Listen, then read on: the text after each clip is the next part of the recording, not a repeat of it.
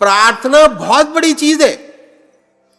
अगर परमात्मा से प्रार्थना करते तो परमात्मा हमारी आत्मा को ऊंचा उठाता चला जाता है। और प्रार्थना करने का अच्छा तरीका ये कि अपनी आत्मा से पूछिए। ये छोटी छोटी जो काम हो जाते हैं, बड़ी गड़बड़ है, उसमें से छोटी सी बात को पकड़ें, बड़ी को ना पकड़ें। जो आदतवश हो जाते हैं, जैसे गप लड़ाने की आदत पड़ी है, उसमें झूठ बोल जाते हैं। झूठ तो झूठ है, बिना मतलब झूठ क्यों बोले। अगर आपकी आत्मा कुढ़ती है, ऐसी छोटी छोटी बातों को रिपीट करने से, उसके बाद आपकी आत्मा अगर दुखी होती है तो प्रार्थना, परमात्मा से प्रार्थना कीजिए कि हे प्रभु, हमें ऐसी शक्ति प्रदान करो कि ये छोटी सी खराबी, जो सबसे छोटी खराबी आपके अंदर है, उसको परमात्मा के सामने डालिए, परमात्मा से प्रार्थना कीजिए और उसके बाद उस काम को छोड़ दीजिए। प्रार्थना करने के बाद उसको रिपीट मत करिए। अब क्या होगा, अगर रोज रोज छोटे छोटे दुर्गुण को छोड़ते चले जाएंगे, आपकी जिंदगी की विल पावर, इच्छा शक्ति इतनी बढ़ती चली जाएगी और धीरे धीरे बड़ी बड़ी कमियां जिन्हें सोचते कि ना जा पाएंगी, वो भी छूटती नजर आएंगी, उनमें भी परिवर्तन आता नजर आएगा। पर शर्त एक है कि जिस बात का भगवान से वायदा करें, मुकरे नहीं, उसको पूरा करें। अगर वायदा करके पूरा नहीं करेंगे तो आपके विल पावर घटेगी, आप कुछ नहीं कर पाएंगे, टोटली जिंदगी में कंफ्यूज रहेंगे।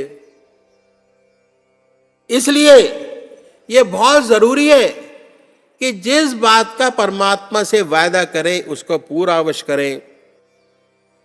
इच्छा शक्ति बढ़ती चली जाएगी और इतनी प्रबल हो जाएगी कि बड़ी बड़ी कमियां जो आपके अंदर हैं, जिन्हें सोचते हैं कि ना जा पाएंगे, वो भी छूटती नजर आएंगे। जीवन बड़ा शुद्ध और आध्यात्मिक होता चला जाएगा।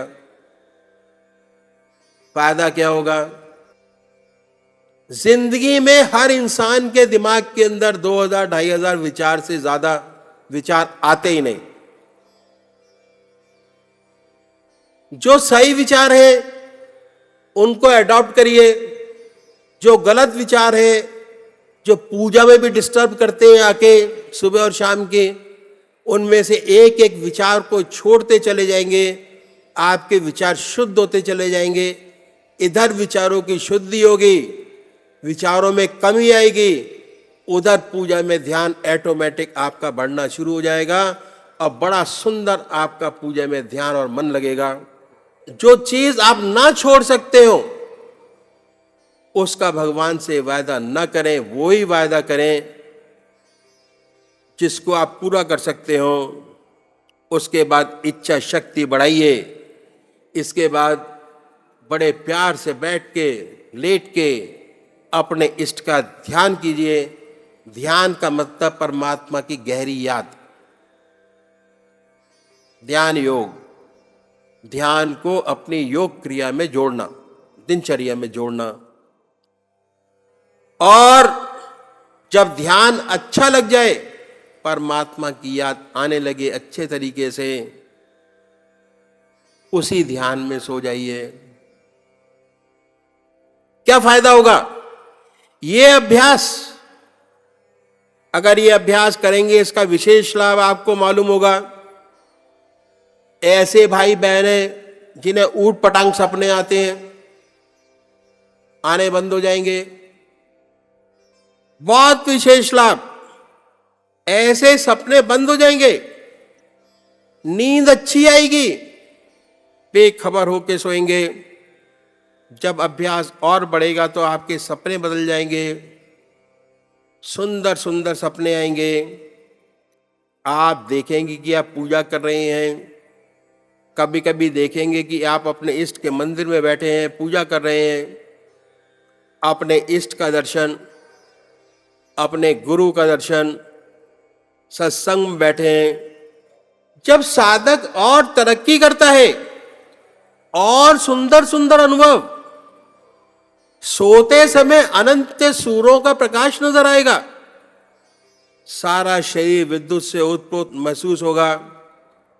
साधक वास्तव में जब सोकर उठता है तो उसके शरीर में बिजली दौड़ रही होती है, बड़ा एहसास होता है, अचंभा होता है, बड़ी हैरत होती है। ऐसा साधक जिस ध्यान में सोता है उसी के ध्यान में उठता है, उससे अच्छे ध्यान की अवस्था पाता है। जो साधक अच्छे हैं, जिनके आज्ञा चक्र पर स्पंदन होता है, अगर सोते समय आज्ञा चक्र पर स्पंदन होगा तो उठेंगे, स्पंदन और तेज होता मिलेगा। आत्मा यही कहती है, मैं जिस ध्यान में सोया था रात भर उसी ध्यान का बना रहा। 6 घंटे सोने के आज तक जो बेकार चले जा रहे थे, वास्तव में पूजा में बदल जाते हैं। बात क्या है कि मन का एक विशेष गुण है, ये शरीर के गुण हैं सारे। क्या कि मन सोते समय जिन विचारों में डूब कर सोता है उन्हीं विचारों में पड़ा रहता है रात भर। हम लोग गृहस्थी हैं, कभी कोई मुसीबत आ पड़ी तो सोने से पहले उस मुसीबत की चिंता होती है, उसी चिंता में सो जाते हैं, रात भर उसी का ध्यान होता है, सुबह उठते हैं तो उसी चिंता में उठते हैं। एक बच्चा है, माँ का दूध पीते पीते सो जाता है, रात भर चप चप चप चप करता रहता है, मानसिक रूप से दूध पीता है। तो ये मन का विशेष गुण है। मन जिन विचारों में डूबकर सोता है उन्हीं विचारों में पड़ा रहता है। अगर आप ईश्वर की याद करके सोएंगे, परमात्मा की प्रार्थना करके सोएंगे, रात भर आपका ध्यान बना रहेगा और 6 घंटे सोने के पूजा में बदल जाएंगे। यही है विहार की शुद्धि, जिस पर भगवान श्री कृष्ण ने बड़ा भारी जोर दिया। विहार शैया योगक्षेम का क्षेत्र है जहां पर साधक को सबसे ज्यादा प्रगति मिलती है। कैसे? 20 मिनट आपने परमात्मा को दिए, रिजल्ट 6 घंटे का आपके सामने आया। 20 मिनट परमात्मा को दिए, 6 घंटे का ध्यान आपका बड़े आराम से बन गया। अगर आपने सिंसियरली परमात्मा को याद किया तो, और अगर संसार को याद किया ठीक तरीके से तो संसार आपके पास है। परमात्मा को याद करेंगे तो परमात्मा आपके साथ है। ये चॉइस आपको करनी है कि आपको परमात्मा का साथ करना है। अगर परमात्मा का साथ करके चलेंगे तो दुनिया के सारे काम बड़ी सुंदर साथ होते चले जाएंगे। और जहां आपने परमात्मा का साथ रात को सोते हुए नहीं किया, संसार का याद किया, तो सुबह अगर काम पूरा नहीं हुआ तो डिप्रेशन आपके पास है। अगर 15 दिन जो रात को सोकर आपने काम किया, आपका मन एक तरफ चल रहा है, यह पूरा करना है, यह पूरा करना है, यह पूरा करना है, 15 दिन पूरा किया, अब 15 दिन पूरा नहीं हुआ, 16वें दिन भी नहीं हुआ, आदमी डिप्रेशन में डॉक्टर के पास जाता है कि दवाई दे दो। नींद नहीं आती रात को, सुबह काम नहीं होता, वो एक चुटकी दे देता है गोली की कि भैया खाओ, भगवान का ध्यान करो, कुछ ना कुछ तो फायदा होगा ही। चले आते हैं। कितना सुंदर हमारे वेदों ने तरीका बताया सोने का कि सोने से पहले परमात्मा को याद करो, उन्हीं की याद में सो जाइए, मन को खाली कर दीजिए। जब भरा हुआ है ये दिमाग सांसारिक विचारों से, भरा हुआ है तालाब, गंदगी से। तो जब तक गंदगी के निकलने का रास्ता नहीं निकलेगा तो नया पानी कैसे आएगा उसके अंदर? ऐसे ही इसकी हालत है, भरा हुआ है सांसारिक विचारों से। जब तक ये खाली नहीं होगा एक साइड से, तब तक नेचुरल फ्लो कैसे आएगा अच्छे विचारों का? और अगर नहीं आया तो क्या करे आदमी? दवाई लेनी पड़ती है, डिप्रेशन होगा। तो ये इसलिए बहुत जरूरी है, आप परमात्मा को माने या ना माने,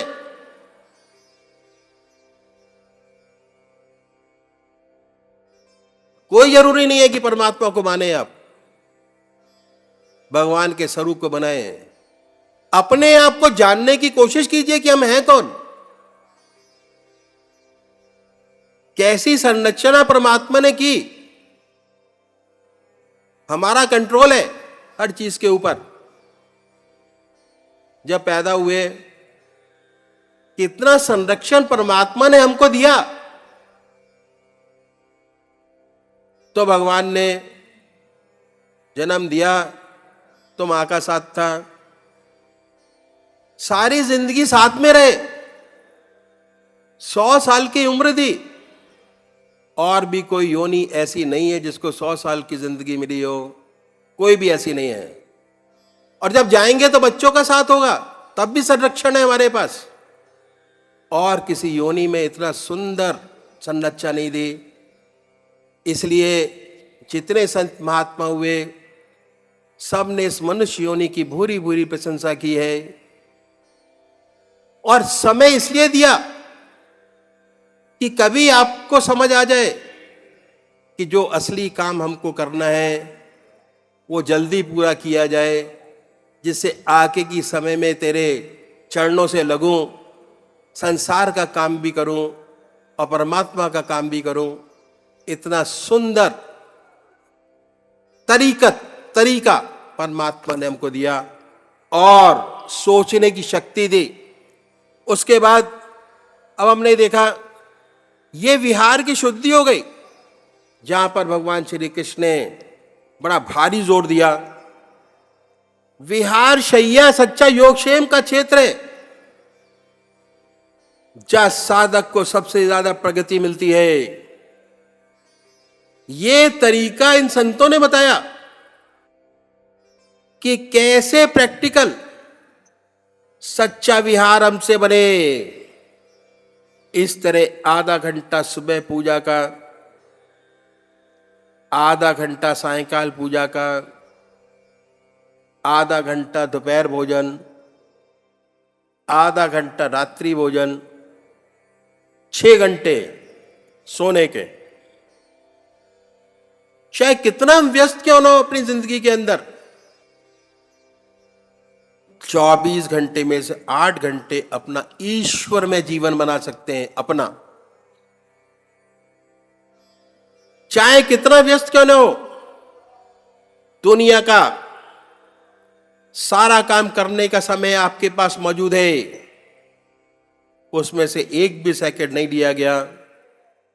सारा समय आपके संसार का, आपके व्यवसाय का, आपके एजुकेशन का, आपकी नौकरी का आपके पास ज्यों का त्यों मौजूद है। 24 में से 8 घंटे आपके अपने हो गए। अपने का मतलब आपने अपने ऊपर खर्च किए। ईश्वर में जीवन हुआ जो आगे आपके काम आएगा। परमात्मा तू है, तेरी इच्छा पूर्ण हो।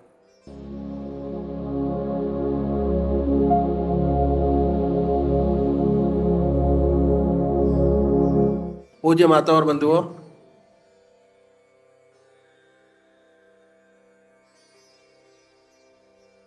सत्संग, सतनाम, सद्गुरु,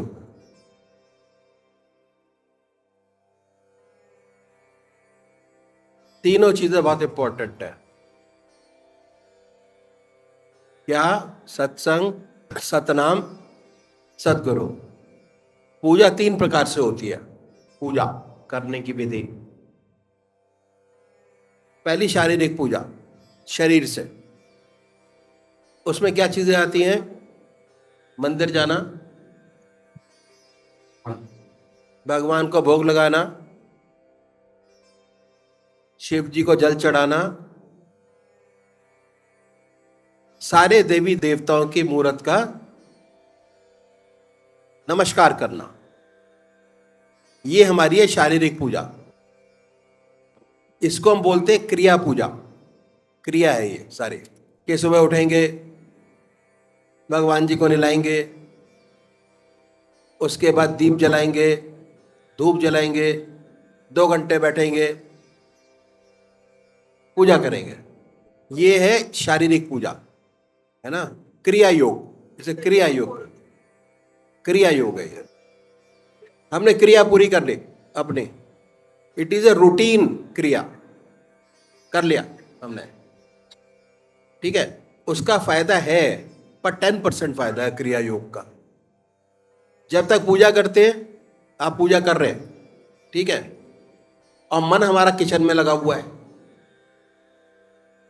बैठे मंदिर के सामने आरती गा रहे, दूध उबल गया तो आपने आवाज लगाई कि फलाने दूध देख लेना उबल गया किचन के अंदर। अरे बच्चा भूखा चला गया, बच्चा नहीं नहाया। दिस इज क्रिया योग, क्रिया। इसका फायदा है, पर जितना फायदा होना चाहिए उतना फायदा नहीं है, ठीक है।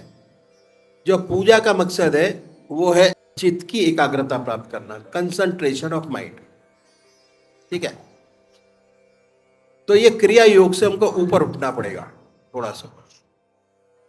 मंदिर जाते हैं ना, 4 सहेलियां साथ जाती हैं, आपके घर से गए, 4 सहेलियां आपके साथ गई, रास्ते में घर गृहस्थ की बातें करते चले गए, मंदिर गए, भगवान को भोग लगाया, उसके बाद वापस आए, फिर उसी घर गृहस्थ को लेके वापस आ गए, ठीक है।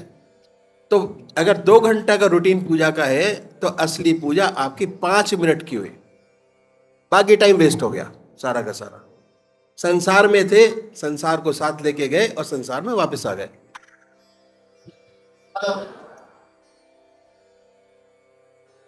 సత్సంగ్ తథా సద్గురు 3 విషయాలు చాలా ప్రముఖమైనవి. ఈ 3 విషయాలు చాలా ఇంపార్టెంట్. పూజ 3 రకాలుగా ఉంటుంది. ఒకటి శారీరక పూజ. ఈ శారీరక పూజలో మనం గుడికి వెళ్తుంటాం, మందిరికి వెళ్తుంటాం, శివుడికి పూజలు చేస్తుంటాం, అన్నీ చేస్తుంటాం. ఇది క్రియా పూజ, క్రియాయోగం. ధూపబత్తి వెలిగిస్తాం, అగరబత్తి వెలిగిస్తాం, 2 గంటలు కూర్చుంటాం. ఇదంతా రొటీన్గా చేసేటువంటి క్రియ, ఇది క్రియాయోగం. అయితే దీనిలో ఉపయోగం ఎంతవరకు ఉన్నదంటే కేవలం 10% మాత్రమే. ఎంత అయితే ఉపయోగాన్ని ఆశించి మనం పూజ చేస్తామో అంత లబ్ధి దీనిలో కలగదు. ఎందుకంటే ఇది కేవలం శారీరక పూజ మాత్రమే. మనం పూజ ఎలా చేస్తాం అలాగే వచ్చేస్తాం. మనం మందిరానికి వెళ్తాం, 2 గంటలు పూజ చేస్తాం, కానీ ఆలోచన అంతా ఇంటి దగ్గర పిల్లవాడు ఏం చేస్తున్నాడు, పిల్లవాడికి ఆకలిస్తుంది, ఇటువంటి ఆలోచనతోనే ఉంటుంది. దీనివల్ల ఇటువంటి పూజ వల్ల అంత ఎక్కువ ఉపయోగం లేదు. పూజ యొక్క ముఖ్య ఉద్దేశం ఏంటంటే ఏకాగ్రత, కాన్సన్ట్రేషన్ ఆఫ్ మైండ్. అంటే చిత్తవృత్తుల్ని నిరోధించడం, అంటే ఆలోచన రహితంగా చేయడం మనసును. అటువంటి చిత్తేకాగ్రత ఈ శారీరక పూజలో దొరికే అవకాశం చాలా తక్కువ. మనం గుడికి వెళ్తుంటాం, పూజలు చేస్తుంటాం, కానీ గుడికి వెళ్ళే దారిలో అన్ని విషయాలు మాట్లాడుకుంటాం. గుడిలో ఏమైతే మందిరంలో ఏవైతే పూజలు చేస్తామో అవన్నీ అక్కడే వదిలేసి వచ్చే దారిలో ప్రాపంచిక విషయాలు, ప్రాపంచిక సంబంధమైనటువంటి విషయాలన్నీ మాట్లాడుకుంటూ వస్తూ ఉంటాం. సో దీనివల్ల మనకి దొరికేటువంటి ఉపయోగం, ఆత్మిక లబ్ధి అనేది చాలా తక్కువ ఉంటుంది. మనం మందిరానికి వెళ్ళినప్పుడు భగవంతునికి నైవేద్యం పెడతాం, భోగు పెడతాం, అన్నీ చేస్తాం, కానీ వచ్చేటప్పుడు మనసులో అవన్నీ అక్కడే వదిలేసి ప్రపంచంతో వస్తాం. సో ఇది ఈ 2 గంటల పూజలో మనం నిజంగా భగవంతునికి సమర్పించేది కేవలం 5 నిమిషాలు మాత్రమే. 5 నిమిషాలు మాత్రమే మనం అసలైన పూజ చేస్తున్నాం. మిగిలినంతా శారీరక పూజ చేస్తున్నాం. సో దీనివల్ల మనకు కలిగేటువంటి ఉపయోగం, కలిగేటువంటి లబ్ధి చాలా తక్కువ. అది కేవలం 10% మాత్రమే.